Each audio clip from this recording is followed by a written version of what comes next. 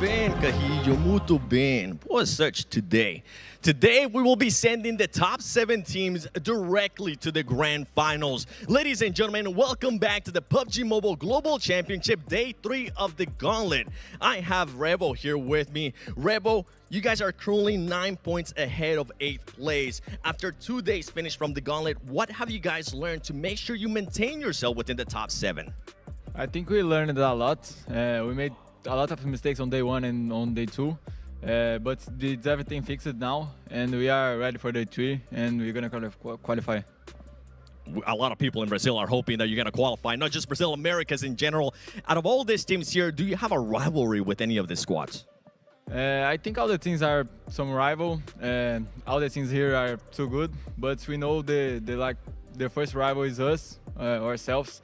But we are ready to do whatever it takes to go to the grand finals. Okay, well, hopefully that will be the case. Obrigado, mano, because ladies and gentlemen, as I mentioned, that's really ahead when we're talking about the top 7 in the 8th place. I mean, all the squads are just so tight together. But this squad that are going to be going in PG, they are a bunch of points behind 6th place. I have Seal here with me. Seal, day 1, you didn't end up with your 100. Yesterday, day 2, like you guys adjusted. Going into day 3, what are you expecting the OG with that hot drop you guys have been having in Chumacera? Зөв танабагийн хөлбөрөө хөлтөн дээр аваргалж гарч ич чадаагүй ч гэсэн 2 өдөр зогт арай дээр тоглож үзүүлж чадсан. Өнөөдөр танабагийн төсөөлж чинь юу байна? Магадгүй OG бот хандж хэлэх үг. Өнөөдрийн хувьд гэвэл миний хувьд бодсон юм албан маж өвжигийн хувьд гэвэл байлдуулалтыг бид бэлэн. For I don't have any thoughts or nervousness at all. I'm just gonna play as how I usually do, and towards OG, if you guys, we're always with. Expected, by the way, no nervousness from a previous champion of PMGC and MVP as well. And you know what? Talking about champions, talking about MVPs, we gotta talk about Ragnar, ladies and gentlemen, because the squad is also in the top 7. They're just 8 points behind top 7. The main thing, though, is performances just hasn't been quite.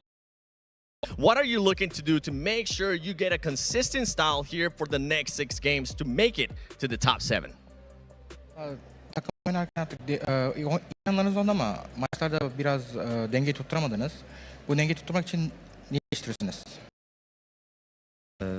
Açıkçası bizim oynadığımız oyun tarzı 4 kişinin hayatta kaldığı bir oyun tarzı. Yaparken basit hatalarla oyuncu kaybettiğimizde oyunun devamlılığını getiremiyoruz. Bugün bu hataları yapmayacağız. Daha dikkatli oynayacağız, odaklanacağız ve gücümüzü göstereceğiz. So our gameplay is based on our 4 players staying alive. It's few mistakes that we lose our players, so we try to more focus and try to don't do that mistake, and we will show our bodies. With how tight everything is, you cannot allow yourself to have any mistakes, because ladies and gentlemen, this is day 3.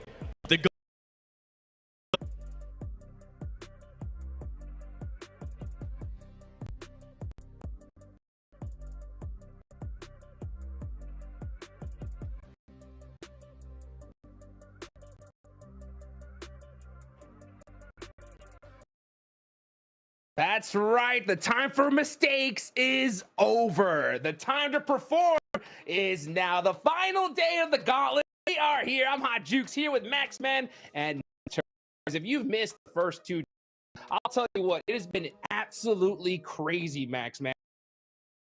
Into the final day. I'm feeling bloody spectacular, Hot Jukes. No, I'm genuinely so bloody excited here. Top 7 will be going into the grand finals. They can skip the group stage, skip the entirety of the last chance. So again, you cannot afford to fail today. If you're still not, you got to. You can qualify directly to the biggest stage here of 2025. For the folks that don't make it, they're going to go ahead and go to the group stage. Maybe that's why Alpha Gaming is like, hey, you know what? not too nervous. We're just gonna have fun with it because maybe we'll perform then. But I think that's kind of hard to say because I think we're pretty surprised with just how far behind they are here into the final day of this gauntlet. I mean, I don't think for them to be exactly where they are right now. Are they going to be able to come back? Joel certainly seemed confident in that interview, right, Jukes? I mean, we're looking at them maybe going, hey, third day, nothing. Go for it. Maybe they just wanted to take all pressure off themselves, but I feel like as a world-round team, come on, guys, we can do better than that. But you know what? No use crying over spilled. Let's try again, day 3. Let's go. Yeah. I believe. I mean, technically, they're only 29 points away from being in a top 7 position, right? So 29 points, especially when you're starting your day off with a Rondo game here, definitely a lot of potential for them to come back. But APG prank, can we stop it, please? APG, step up. What's going on? It's so weird to see them down there. Really, it's crazy. All right, there's gonna say something right now that I thought I was never gonna say, right? And that is how crazy Kara performed, right? So much, as a matter of fact, that in just the amount of eliminations that they more than doubled the performance of what Alpha Gaming has done. So an absolute crazy performance. They ended up getting 85 points in total, Neptura, right? That is so far the best performance we have seen, right? Thunder Talk on day 1 had 77 points, right? So for Kara to clutch it up so big, I mean, just how impactful. It's great. I love seeing that from them. Because they went back to the old strat. I keep saying this. I'm going to say it on blue in the face, okay? They could switch it up. They thought they like, hey, let's do something different. It's PMGC. It didn't work. They immediately went back and went, actually, no, we had it the first time. Let's do it. And as you can see here in this recap, they just went to town. The team could do nothing about it. So I'm not surprised we see as much of a jump as we saw from them. maybe they realized we were quite good before. How about just we go back? Yeah. And you know what? Happy with it, but no, Kara have been doing absolutely amazing stuff in these matches and look like, of course, getting a back-to-back chicken dinner. Not only then, of course, Thunder Talk did do the same as they ended day with a win, started day 2 win, but respectively, here Kara have stepped up, and it's so intriguing in particular and to see them perform their Turkish brethren, right? In particular, have struggled to do anything, and Kara currently are the big dogs of this massive region here in PUBG Mobile. Yeah, it's an interesting thing to kind of see, like, how they're playing differently and how that's working out for them. But I'm a little bit hopeful, I think, for Regnum, because they did have that big win closing off day 2, that we are going to see them jump. Got the win, then they went all in, and they're probably going to qualify now. But we see the overall rankings here, and it's looking so close. I mean, 75-76 between A7 and Xavier. VP and Wolves 1 point away from qualification for Wolves. So if we're looking at a very... Yeah, well, I mean, I'll tell you what, we're looking right now at the top because of just how well they perform. Big ups to them. Kara's with that we got to hear from them, right? So do us a big favor, get us a nice little interview with Kara and see what they have to say going into today.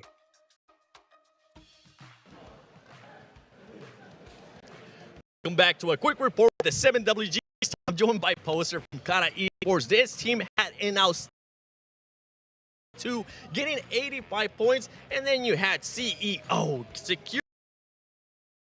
What was the major shift you were able to do from day 1 to day 2, whether it was mentally or tactically?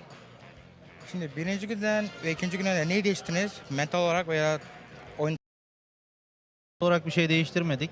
Mentalimiz zaten yerindeydi. Potansiyelimizi biliyorduk. Sadece birazcık özgüvenimizin yerine gelmesine ihtiyacımız vardı. O ilk Erencil maçından sonra da yerine geleceğimizi biraz olsun gösterdik. Well, we didn't touch that much. We know that we had mental. First, the points from the Erangel match, we got our confidence back. We show our performance to all the players. Oh, okay. And just one quick last one. With that performance that you had, now with that confidence, is there any team send a message to? Bu özgüvenle bu turnuvadaki hangi takıma bir şey demek istersin? Takıma değil hepsine söylemek istiyorum. Biz kupayı almaya geldik. Savaşıyoruz. Herkes ayağını denk alsın. So it's just not for one team, for all of the team that we will came here to get the trophy. So I want everybody to be prepared for it. I like that confidence. Thank you so much, ladies and gentlemen. Back to you because I'm hyped.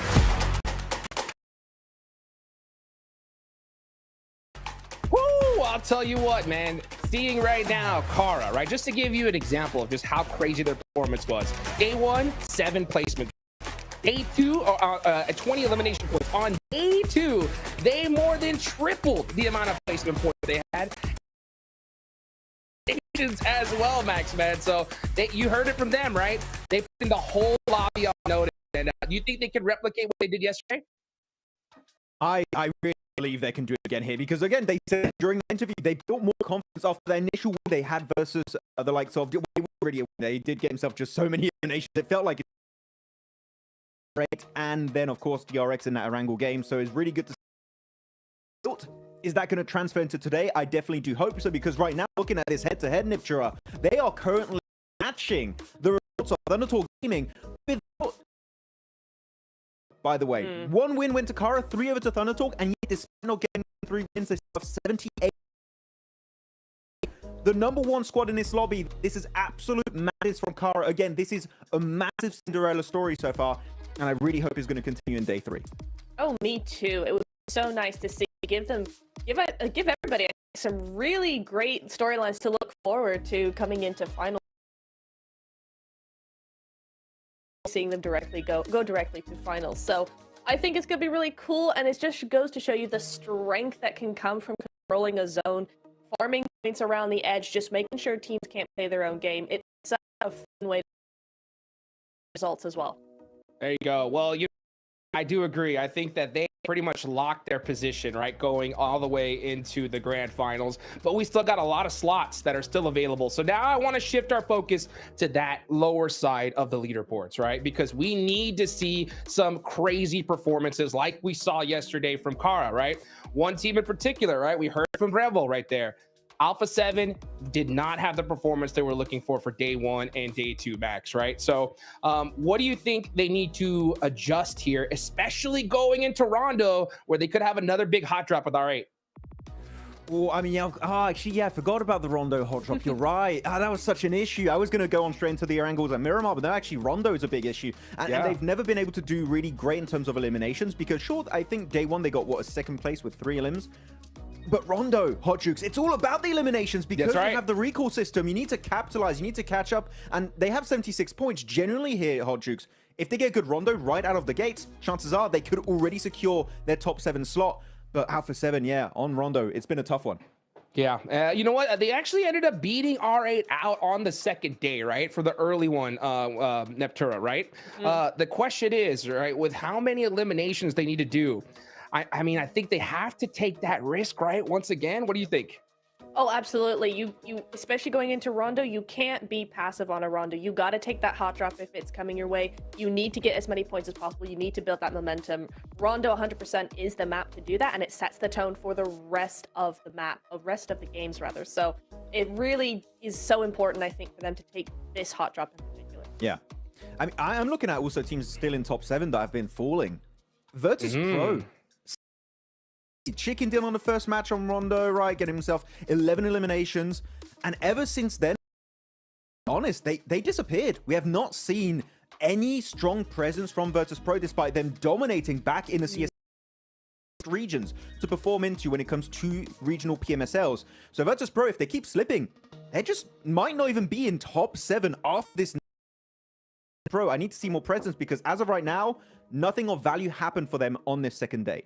Yeah, well, I'll tell you what, man, we got DRX right there, only 3 points away from 7th place. We know they're going to perform here at Neptura, right? Who else on the leaderboard do you want to see get a chicken dinner right here in Rondo? I think Regnum have a great chance of doing that. Both of those teams definitely need to have a really good first game, and I think Rondo's going to be the perfect one for them. Well, you know what? You said those two names, and I got to agree with you. I got to go with the Wolves. It's time they step up. They had a rough day number 2. Can they clutch it up here in the final? That is what I hope to see, Max, man. Who do you think can get this last chicken dinner? I mean, first. First I was like, wait, that's right. The day went by already? I missed everything. No. I still want to say Ulf, but you know what? I'm going to give up on Ulf. I'm sorry. For me, they had time to adapt and bring up their top tier gameplay that we know they can do, but they're just hyper passive. A win is just not in the cards for me when it comes to Ulf. I'm going to go on the bottom teams that are going to get a bit desperate. I'm going to go E-Arena. I mean, they have Mormon, a very expensive 45 points, definitely can reach top 7 if they have a good game. Again, I know I said Rondo a lot here, that it's very important, but it really is in terms of how many potential elims you can get in a good game. I want E-Arena Hot Jukes here. For me, this is the team that, again, for SEA might have one of the highest chances alongside D Xavier to represent the region in the finals. We need to see more from this squad. Okay, all right. I think E-Arena definitely need to pop off, right? Them, pretty much, you know, Alpha Gaming, Ulf. I think if they want to make it into that top 7, yeah, it's chicken dinner time right here, right now, Neptura. So since we got a little bit of extra time, right, to talk about some stuff before we get into the first match, I kind of want to talk about something that we were talking about in the pre-show, right, before this whole thing started. That was when it comes to Rondo strategies, okay? We've noticed, right, a lot of teams are doing this 3-1 split, right? They're sending 3 players out to engage on another team and sending 1 to a recall tower to kind of hold that position just in case that team fails that push, okay? What do you think about some of the squads in this time trying to take advantage of that and pushing as a 4-man? I mean, normally I'm like, okay, cool. Maybe that's an interesting strat. You take them by surprise a little bit. I think it would only work if they're not expecting a hot drop. But usually if you're doing the 3-1 split, you are expecting a hot drop. I don't know how much I like it when it's the last day, when so much is riding on you guys doing well. I think maybe for Rondo, where there's so much potential to zone for the rest of the day, I think that might be a little bit too risky for my taste. What do you think, Max? I'm thinking we're going to see something very particular coming out here, which is because you have Rondo recall, I think you're going to see teams hot dropping heavily here. This is my speculation. I'm looking at APG in particular, right? They're Yulin. Normally, they drop as a 4-man. And no, Orangutan would not be a good idea. But I'm looking at teams that are currently comfortable at the top. You send 3 players and you just try and ruin it for them. And if you're lucky, you win that 3v4. Otherwise, you get maybe a few points. They get a few points. Even Steven, nothing really comes out of it. And you don't take a major risk by fighting and hot dropping in the 3-1 on a full squad. So I would like to see APG get targeted. And I say that like I'm not saying in a way I don't want APG to qualify. I would like to see them in the finals. But they are a threat. We know that. This is one of the best teams out there, usually. Not right now, but usually they are. If you want to try and get rid of them early and force them in the group stage and last chance, that we know as a fact Niptro is going to be way harder to qualify through for the finals. Yeah. Maybe this is your time to wound APG early on in day 3.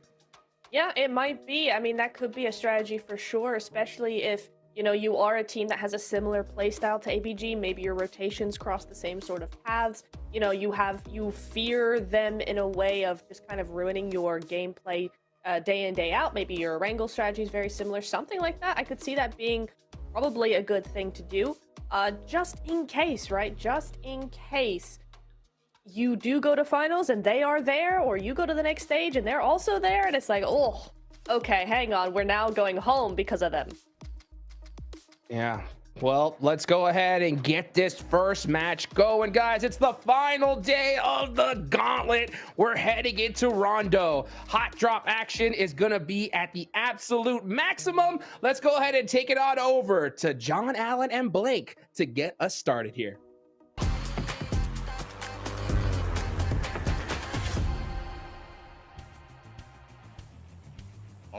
All right, we're going into Rondo once more for another round here. Match 13, kicking off the final day of the Gauntlet.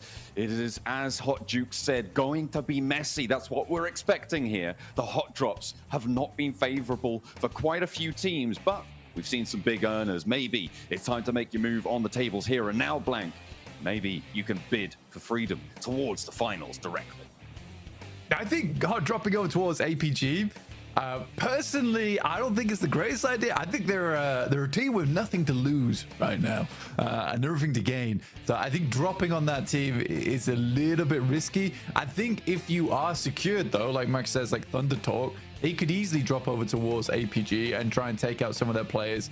And from there, you suddenly get a big lead. But again, this is the thing I was concerned about, is that I don't think APG is going to be dropping together at all. I think they'll be dropping spread across the map, which they already are. One player heading down towards the south side. You got a couple players over towards Meiran, around 2 of the players from Thunder Talk. This is what Thunder Talk did yesterday as well. They went for a 2-2 split. It didn't quite work out for them there because the circle didn't head up this way, but it does give them a ton of pressure on this side of the map. But already things are cracking on here in day 3 as we get our first knock of the tournament. Yeah, Thunder Talk do have that hot drop. That is interesting, especially around that test track as well. We've got, looks like 3 or 4 teams maybe trying to find some points. I'm looking at the off angles as well coming on through. Arena, who are in this fight, actually have Mormon down all the way south by Tinlong Garden. Really very far away. That's about 4 kilometers away from this one, maybe 3. I haven't quite got my ruler out just yet. Oh, that's unfortunate on the elimination feed there. Over towards that main round fight, but there's so much popping off right now. Let's tune in with Coops on Wolves, who is one of these teams around the test track area, around that Neox factory. You've got that northwest point for Regnum Kaya as well. You can see Zed Wolf on that mini map. So for potential for 3 teams to get stuck in here. I do enjoy that Singh got so scared of APG that he panicked and ran himself over. You don't see that every day. Still shows what of a commanding presence. Eagles attempts to move up, takes a heavy lick of damage though, and at this early stage of the game, not like to get too healed up too quickly. 10k though, very low. Similarly, does not have any meds on board, but quite a lot of nades here coming through for the Wolves at only 2 minutes into the match. E-Arena, I think that there was a lot of talk about how this team is incredibly strong, very frightening team to go up against over in SEA, but here in the Gauntlet, they just really have not been displaying all that much for us. Now, this is a big lineup for the Wolves. 10k cannot find the initial shot. But NC2 can on the cross, playing off his teammate. 10k goes down though on the flip side as Baton able to connect. Another spray forces him out wide, and now Regnum Kaya are going to have that third-party angle, but they're not even going to need to because Doran's there with the M249. That is 2 players down, but they've got those recalls down on the south side. So in the meantime, Orangutan have got Kara and R8 on their doorstep. Blank have managed to find an elimination so far, and they get the res onto AKOP. The difficulty here, though, is that it's 4 players basically on the same spot because already one went down. So for OG, if this is a full squad wipe, then it is done for. Luckily, a Tanky has a slick off angle on the side. Will take down. And now OG get 2 points on the game already, which they desperately needed from yesterday, dropping down quite a bit. That's a nice start for them, but they are up against Marth, who is pretty mean. He's all on his lonesome. I mean, he's on his own right now, but this is what I was saying. CEO just lines him up and knocks him down like a bowling ball to Skittles. They fly, and they're immediately flushed away. Orangutan do have an outpost in Aru be able to get those recalls in, but it's up to now a 2v2, or rather a 1v1 for Orangutan and R8 on the inside here. They're off angles, looking to get those recalls going. Kara, they sidle on into the fight, and they show that terrifying presence that we've seen from them yesterday. Well, the Tanky goes down. Prestige already sending away for R8 to get the res beacon off. But I thought there was only 3 players there for OG. Showing us 3 on the leaderboard, but okay. I was really low HP on one of the health bars. It always gets me too. But yeah, they do get the recalls, and actually not too far away, so there's potential to re-engage if they want. I would caution against that. I don't think you want to get back into this fight. Doc's here as well, by the way, for APG. Yeah. Actually, for APG, it's a super tactical maneuver, which is to basically commit Sudoku over on that building. But in all realness, it does immediately get them res into Yulin. I think they'd rather go down as quick as possible so they get the immediate res beacon over towards where Top's playing right now so they can fend off versus VP. And it works out. So, yeah. I mean, I think that is just Reefus, to be honest with you. What is going on? Top and Ziola there too. Yeah. I think they might have just dropped out. Goodness me. Okay, That's what I'm saying. Pro. I mean, they immediately died, right? And then got rezzed on top of. So this is why I think it was somewhat tactical. It looked terrible. But it was somewhat tactical because I think Top needed help immediately. So he just gets the boys in with the parachutes, and they're able to take down VP. So yeah. Lemon putting a sour taste in Jafar's mouth there with a little shutdown on the position. But again, these recall beacons, just so game-changing. And it's really what's allowing things to happen here. The benefit for the teams who have already moved is that everybody else is busy fighting, earning a couple points, and central positions are up for grabs. It's Stadium with Ulf and Thundertalk as well, who moved very early on from Mayran. For the Wolves, like, let's be real right now, 70 points is pretty good. I mean, they have been stutter stepping throughout this Gauntlet stage in terms of the points gain, but they are on 70. I think they're keeping up. And as a North American team, again, there's not been much pride in the North America scene in the international format in a while, but I think you could be very proud of these guys right now if you're a North American fan. 70 points is great. Obviously, you also have Alpha 7 at 79, but I think that Alpha 7 is sort of a given, right? And I think it's nice to see another candidate here. A little pick up on Takara. From Americas, at least, for Alpha 7. Yeah, definitely. I mean, yeah, that's... everybody else sort of lives in Brazil's shadow when it comes to the Americas region. Yeah, exactly. Still. So, yeah, I think that's fair to say. I was crunching some numbers before the broadcast, and I took a look at several of the regions that played an 18-match set on this same map rotation, which includes Rondo, crucially. And in general, 7th place averaged out to 113 points blank. So that's really where we're looking at in terms of where we're thinking that bubble will be. We had around 110 before, and that seems to back that up. So we'll see just where these teams are going to end up. Anything over 120, you're looking fairly solid. But that's going to be pretty tricky actually today to make that up from a 70. So maybe we'll see that go a little bit lower. Ulf taking down Sighting. So the big hitter on the team down for Thundertalk. Kara gets a recall off. And then Mr. Wallace, they're down towards the south side. OG consistently rotating west away from one of the players from Kara. Marso keeps trying to get ahead of them to take shots, but they keep heading west. More concerned with getting in the circle here at this point in time. Circle moves it towards the northwest side. So this is the first time we've really seen this portion of the map in quite a while here for Rondo. A bit of a different playstyle for some of our teams. These recalls still coming through thick and fast. Only one player down, and that is Sighting, who we saw just get eliminated. King wants to pull him back up because he's all the way away. Not in this fight at all. It's all up to AJ and Xing if they want to try and find some revenge here. And Scarface nearly goes down to the nade on the corner. AJ with another pop at it. Scarface relocates to the left corner here. And now plays back around the door frames. Third parties potential as Alpha 7 come on in from that north side. Look at Revo. Look at what he could do to Thundertalk here if they don't make a move now. AJ knows about it, and this is go time. He's immediately breaking out, and he's being picked up. That's what I was worried about. For Alpha 7 to come on through. Tries to steal the point away for Scarface, but he's putting himself in the firing line of Alpha 7 as well as they sidle on in yet again, trying to make their presence felt on this fight. Scarface, Molotov on the door. That's going to force the fight to slow just a little bit, but no, nice. It was good. And it's into the sightlines. Yeah, very, very good pickup there. I mean, a little bit of prediction gameplay going on from Scarface in terms of the run out, so good understanding of the map as well. And now he gets to look over towards Regnum Kai. Is currently playing alongside with Ulf on this scenic view, the mountainside. Mad Bull's playing this game really quite slowly, though, on the northeast. Still waiting to make their move. Continues to harass over towards OG. It's not really working out for either team on this one. I think OG just wants to disengage from this, but Kara is really not giving up at all.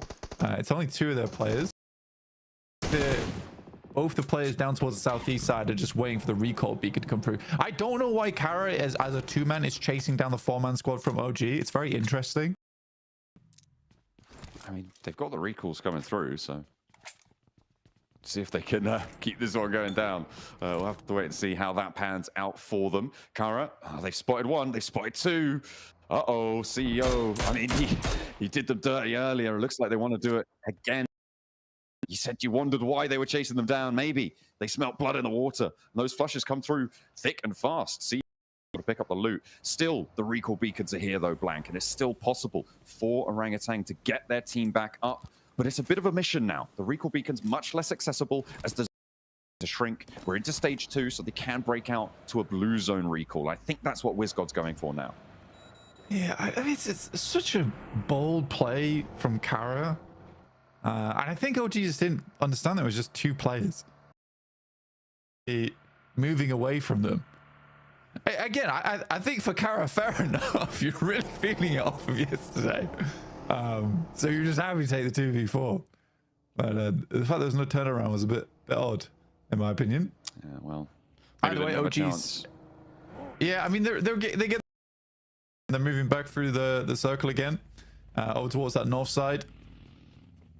It's not terrible. They get to the backside of Jiao 10 as well. So there is possibility to move through here undetected. And survive towards the late game. A circle a little bit closer to that north side of Jiao Tin that you were talking about. Orangutan being currently the only occupants of that stadium concourse. The road up to the stadium is also a major feature, Blank. The buildings that overlook it, really, really important. Very difficult to maneuver, I think, with Regnum Kaya's position. For the Wolves right now, I'm looking at the middle of the map. Regnum Kaya hold the buildings to the south of that concourse, of that main strip down to the stadium. They sit on that road, and that is going to be pretty difficult to maneuver, but they're safe for the time being. 7 on the northwest edge. I actually quite like this spot from them. They get to control a lot of area down towards the south side. A lot of open ground, a lot of good sightlines for them. Equally, from that east side is a little bit difficult versus Alpha 7. So it's not a terrible spot. Obviously, it's not direct center in the circle, but it's a possibility to play off the back of this one and get some presence on the northwest side. 2 shots from Levi's over towards Virtus Pro. I don't think he realizes that there is a whole assault squad coming through with PMG3, no less, on Aragon. Spray downs for Nate, not going to connect for another. Virtus Pro able to get some points earned as they trek on into the west side of the blue zone.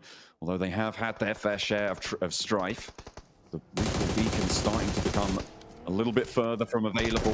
Paragin has to stand up against the entirety of R8, but they want to run him down, and they're not going to waste any time. Paragin is out for DX Xavier. That's going to leave them on 1 player alive. That's loud. Beacon's definitely not going to be possible for him, surely. I think for DX Xavier, they do get a recall. Found it. Oh, they found it. He's on top Fair of enough. one.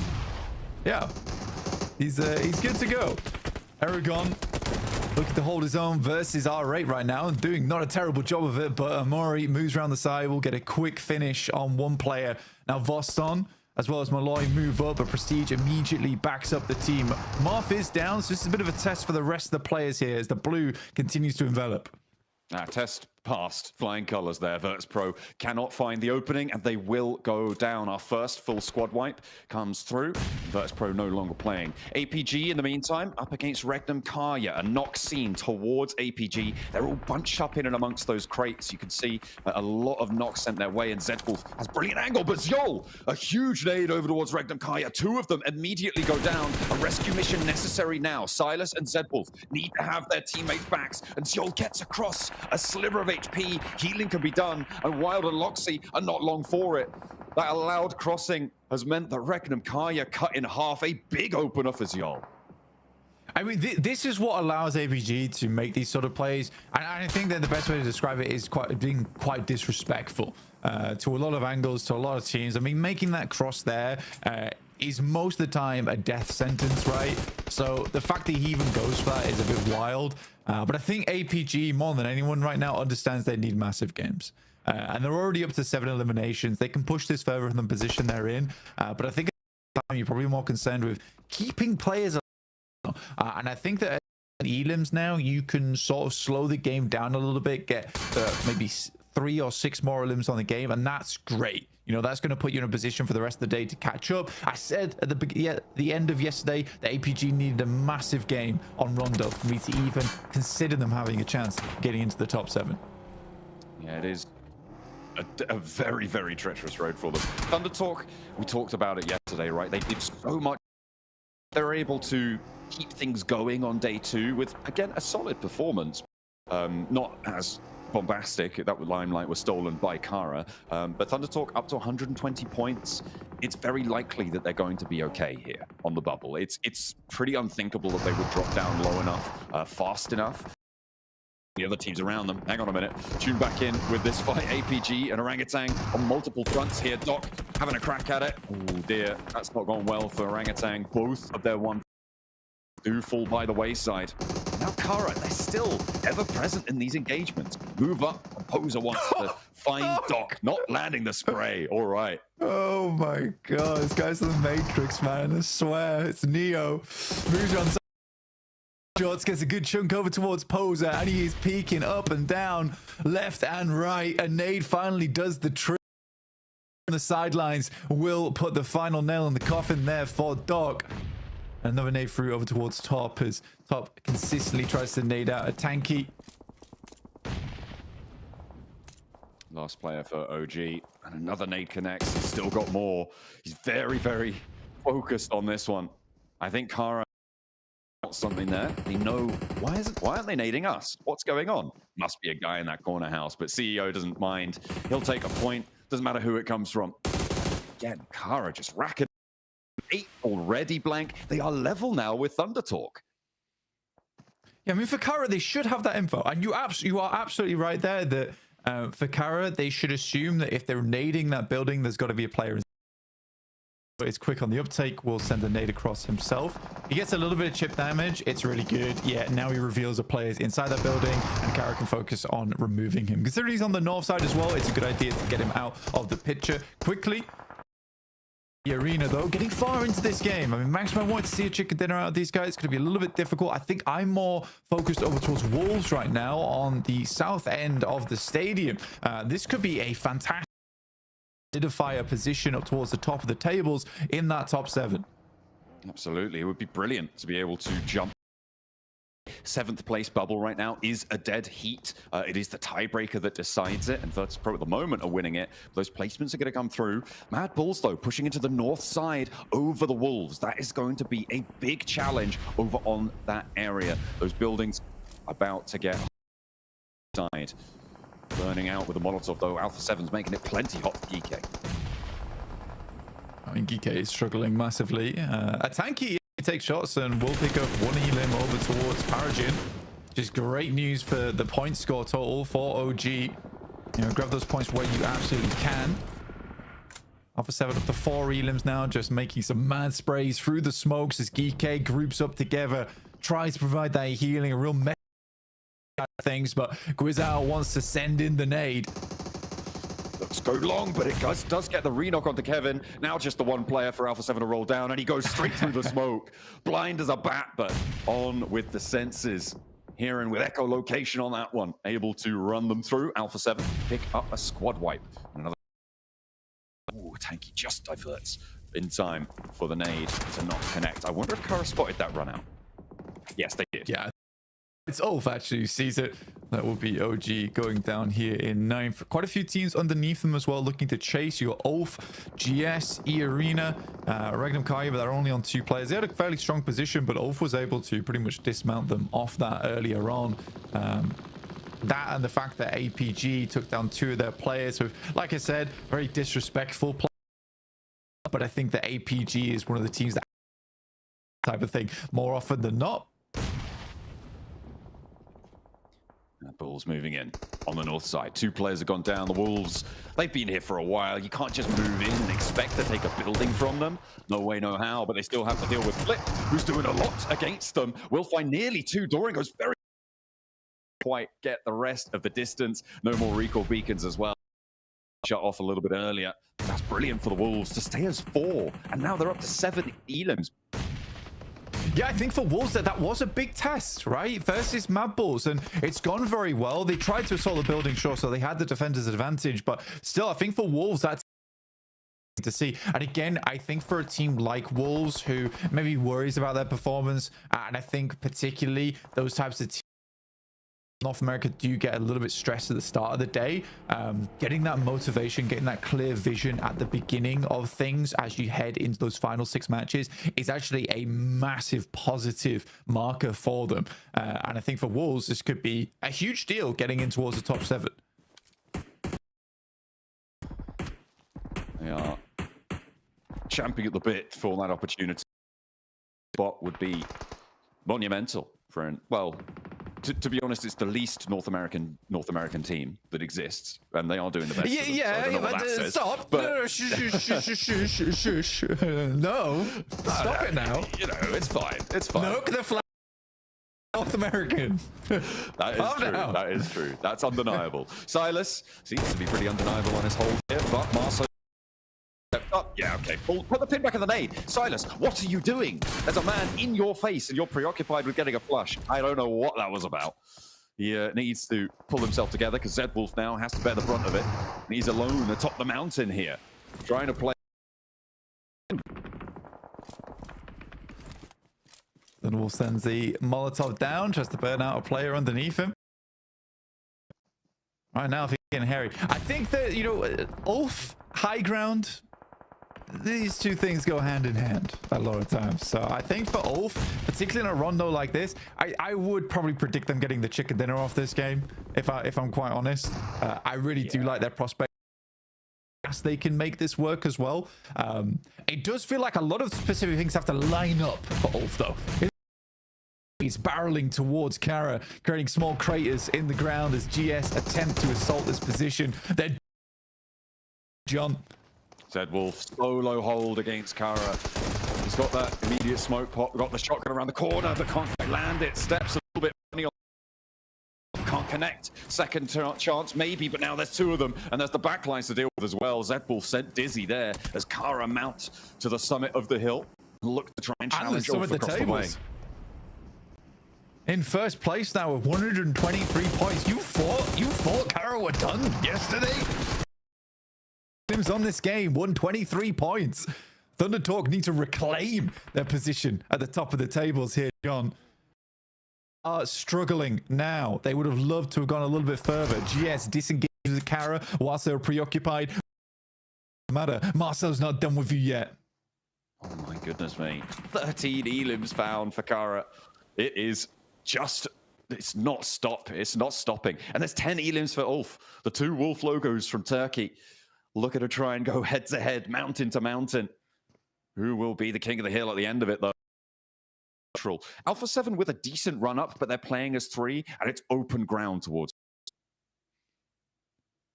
It's honestly, I think that the biggest threat here is Alpha 7, and the fact that they could backstab on this one because I think with Kara. But this is where I want to see the follow through. I need to see the follow through come through from Ulf here. I really do like this team. Very disappointed with them because I think Scarface is an awesome player, one of the best long-range specialists in the entire game. Aaron's such a cool up-and-comer, very, very skilled. Ketch was MVP multiple times in the past, and you got Solus, who's just been around for donkey's years back on Digital Athletics. So I think for Ulf, I want to see some follow through here because I think they found some renewed invigoration over towards PMSL EU. Let's see that continue here. That's what we're looking for.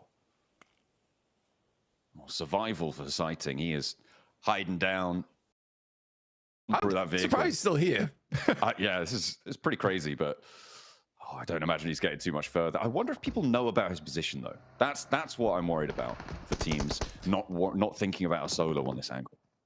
Yeah, I mean, there's been a lot of hiding from Thundertalk over the past day, I would say.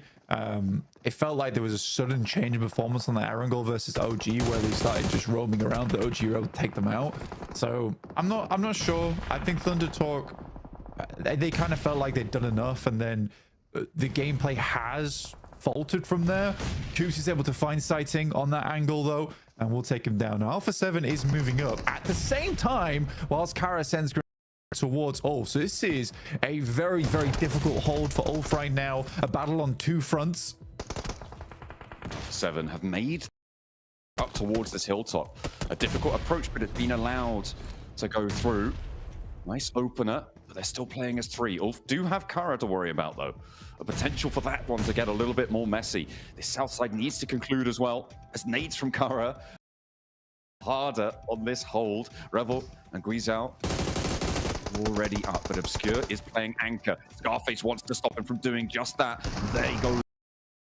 Needs to win that spray trade, forces Scarface off the angle, and can't go down to the blue here. Alpha 7 can't afford to lose it, but they do have their side angle taken out, and now it's just the two of them looking for something, but no, one of them pulls, the next not coming through, and the shotgun starts to rain hell from above. Guizhao not done just yet. He drops for a second, but Soulless on the drop spray is able to find it. Ulf lose one in the process, but they take away a major competitor.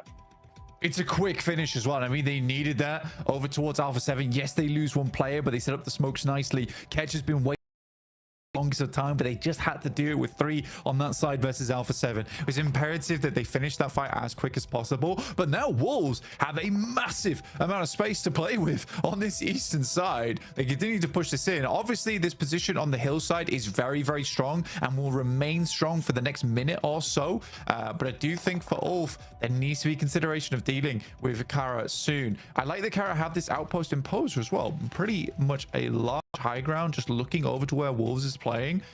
What Kara likes to do a lot here, what we've seen a lot of times with them, is get an initial knock onto the other team inside the lobby and then full push on their opponents whilst they know the other team's preoccupied. It's quite a smart maneuver, and it requires you to be very confident in your own gameplay. But Kara right now, that's I'm just looking at the utility at the top of the screen there, Blank, and just see how stacked the Wolves are on it. The question is, can they hold out against this high ground for long enough?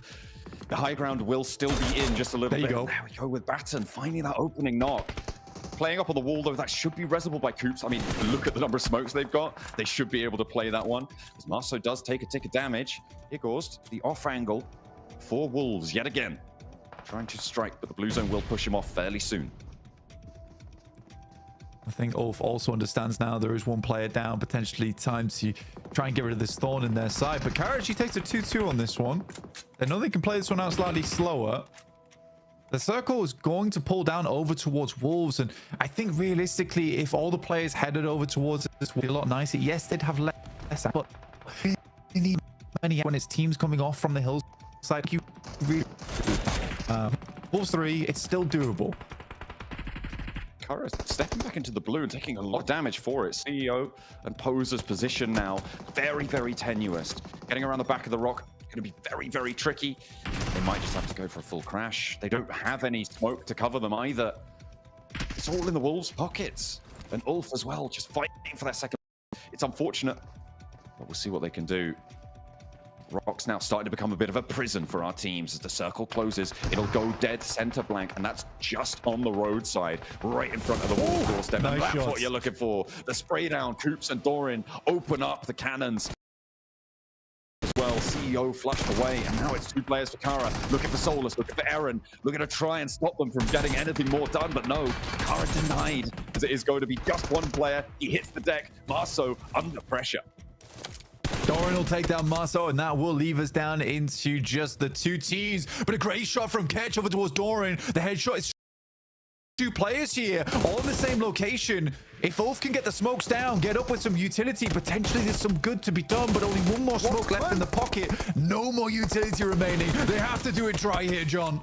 And they're going to be walking into a wall of grenades as well as bullets as they go on in for the fight. They need to beat, and they are playing house right now. The Wolves construct a compound for themselves with those emergency cover flares, and there is just nothing that they can do about it. The Wolves, the Battle of the Wolves at the end as well. All of the low dogs, but it is the US champions to come on through at the end of the match. What a close down for this game. I mean, actually, the first time we've seen emergency flares being used quite well there in terms of the emergency cover. I don't think we see it used very well a lot of times, but right there, that actually was good. You know, it gave them a lot of angles to play off the back of. I think North America is going to be very happy with the way that one played out. But yeah, really, really well played. I think for the Wolves, there was that slight mistake of taking that off angle on the side. I don't think that was as necessary as they thought it was, particularly with where the circle was ending up. But again, it's hindsight is 2020 in those situations. Still for Kara and Ulf, despite both those teams going down, I think both had like high double-digit games on the elims. So everybody profited there. Everybody profited. Yeah, those two high grounds were impeccably placed to farm points from the lobby. A brilliant result for the Wolves. And NA, hopes alive? Maybe.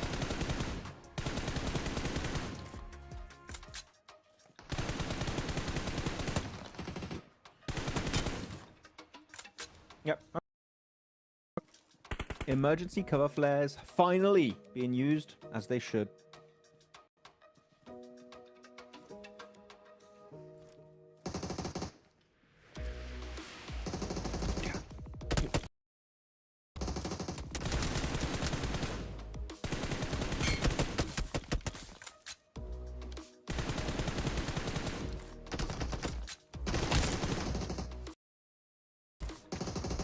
Away from winning that fight early on, they're moving behind on the eastern side into the city portion of Stadium. And as Blank said at the end of that casting there, Niptura, finally using good emergency cover flares, which is so rare to see, it feels like. Finally, yep. Salvation is real. The cover flare meta is now real. Let's go. Yes, it took them a little bit of time to kind of figure out how to best use them, but it really felt like they got their own. They got into the mojo of things right with this game. Really, really nice cover flares coming on through from lots of different teams as well. So very excited, but man, Wolves finally. We've been wanting to see it all 3 days. We finally see it now, just when they needed it. And honestly, it was a really well played. I mean, okay, it was a little bit messy. In fact, it was a little messy, just slightly at the very end there. But the way they held off, the way they were able to just control, and go forward was great. Yeah, I mean, it was tough, right? Especially because of how great Kara did in this game. With that performance, Max, they gotta top the leaderboards, right? Kara, genuinely, it's not just they are a team that's great at team fighting at this point, Hot Jukes. The way they execute fights and rotate to initiate those fights is a thing of absolute beauty. Not what APG did in those replays. That was horrible. That was a horror movie right there. But Kara genuinely have such a good idea of how teams adapt to certain scenarios, and they just try and find the perfect counter to it, especially in that fight versus, I think it was Orangutan and Alpha Gaming fighting in that little container compound. And they just understand instantly the weakness, right, Niptura, of that position, which is, well, you're all going to be very spread if you want to hold down the containers. So guess what? We're just going to fight all your players one by one, use all of the man advantage to successfully take the fight while taking very minimal risk, exactly in the replays here. Kara, this is 10 out of 10 gameplay we've witnessed yesterday, and now already in this Rondo game. Yeah, because we've seen them win games and do really, really well with their edge play strategy, but now we got to see a glimpse of them in their CQC. When they actually try and push somebody, when they try and third-party somebody that isn't on the edge, we actually saw what their team synergy is like, and it's really, really good. So it's really nice to see that side of them come to light here in Rondo, and it just works so well in their favor. And all the Wolves fans, right? All the Wolves fans for a second, right? They became Kara fans, right? As the Xavier started to push on them, and Kara ended up taking them out, saved them, and then immediately after we're like, okay, Kara, stop, calm down, right? And look at the hype, man. Oh, I love seeing that reaction because, I mean, you couldn't have asked for it at a better moment in time. 24 points on the board, but look how stacked this is. You got Ulf with 20, Kara pull up 19, Alpha 7 with 13. This was a wild game, Max. Yeah, I want to talk about Ulf. Finally, some presence, not just in terms of, oh, we get central hilltop and we just wait and get easy top 3 only placement points, no eliminations. No! 6 placement points, 14 bloody eliminations on board for Ulf. This is making me so happy, Niptro, because you said it for Kara, right? You wanted to see them play like they were playing in the past. And they finally delivered here on the first game of the day. And it's not too late. Top 7 with games like this is definitely still doable for this squad. 100%. And I feel like they really learned a little bit of a lesson from yesterday's rondo, right? Because they had the high ground, they got sandwiched between 2 different teams, and they went the full-on passive approach. This time, they were not passive at all. They found themselves in the same situation, and they did what they needed to do. So really, really well done to them. As we can also congratulate Doran, because 5 elims, he's going to be the MVP of this match. Love this for him. We need to let Hodrix play with an MVP of Doran. Go for it. Hodrix. MVP, let's go, baby. I'll take all day. Have now passed up Thunder Talk here, so they are just on a tear at this point. Looking down later on the leaderboards, though, look at that. Ulf right behind the Xavier now after that performance. Man. Yeah, I was going to say Ulf from 13th position up to 8th again, but we said it multiple times, Hodrix, on a pre-show.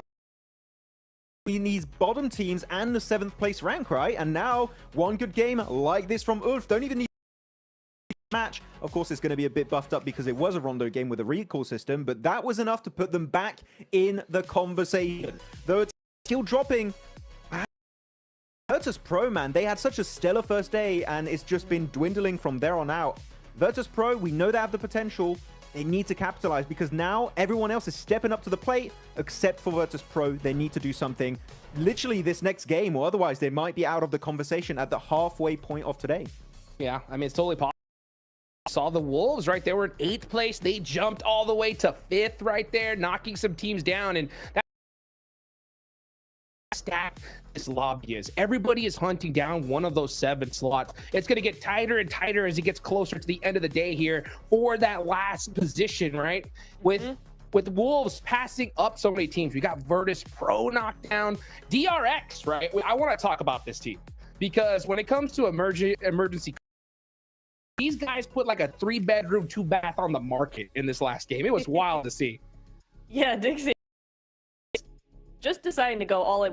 Wait, Xavier, or was it DRX? Which DRX. One? DRX? Yeah. Okay, so DRX coming on through here. I mean, they did what they need to do, really. I mean, we were so concentrating on all the chaos going on that zone was actually really tough. You had one massive high ground, you have one city held by wolves, and the rest was pretty open. So DRX did exactly what they needed to do. So let's build, let's construct, let's get some cover flares going, and it worked really, really well. It actually helped them survive a lot longer than they would have, and that's exactly what those cover flares are for. It was a shack until they put down like 6 emergency flares. Then it became a mansion. Okay, very comfortable. They had a garage and everything. Okay, they parked the car. They were having a great time in that shed, but unfortunately, as you said, it was a shed, so it really kind of made it really hard for them to transition on in the game. But as you said, it kept them to survive a little bit deeper in this game, get a few more placement points, but it is still not the DRX I want to see. Even I was still not sold. I'm like, DRX still a little bit inconsistent. Not what you want to see in that South. Can do great stuff, especially during BMIC where they just dominated that tournament from start to finish. DRX still need to see a little bit more presence. These top 4 gunslinger stats. 2 players over 1,000 damage. You don't see that very often, but hits coming out from Scarface and Eren, the rising star of Turkey. We keep calling him that, and it's for a reason, because this guy can put up numbers on the biggest stage here in PUBG Mobile Esport. Yeah, beautifully done right here. I love to see just such a little bit of point sponges and big shakers. You're talking about inconsistent, Max, right? I just gotta mention it. It's gotta be Alpha Gaming, okay? They put up 8 eliminations in this one, and the big thing that I noticed, right, was that hot drop onto Thunder Talk. What do you think about that? I mean, Thunder Talk did not want a hot drop. They just like, no, we're not dealing with this. We're getting the hell out of here. Which I like from Thunder Talk. They're like, we don't want to risk our first position, which I do respect to some extent. Instantly, as you said, sent it onto Thunder Talk, keeping top split away from the team going into Yulin. And then they were like, oh, this hot drop didn't happen right, Niptra. So what they did instead is chase down another hot drop, which was, I believe it was Kara versus Orangutan versus R8. And that actually did reward them a few. So that definitely did work out for them. Yeah, they did. And then they went straight over to VP as well. Remember when they actually got the recall and then VP They got a few points onto VP as well. So I really liked how they were playing, and I love the energy we're seeing from them. They just got cut short there. A couple of weird plays coming through just meant that they weren't able to survive probably as long as they wanted to. But I like the energy we're seeing from them. They're like being very, very aggressive straight out the gate, just running around trying to farm points, and top 7 at the end of the day. I would have to say, tell me if you guys agree or not, but Okay. we were saying APG prank. They're so sweaty right now in game. I don't think they're pranking anymore. I think Stop this is it, APG Max! serious Stop mode, and it! it's just not working. No, stop that talk, Max. Yesterday, you said they were washed, and now they're performing good. Don't go back. Stay with that energy. Bro. That energy.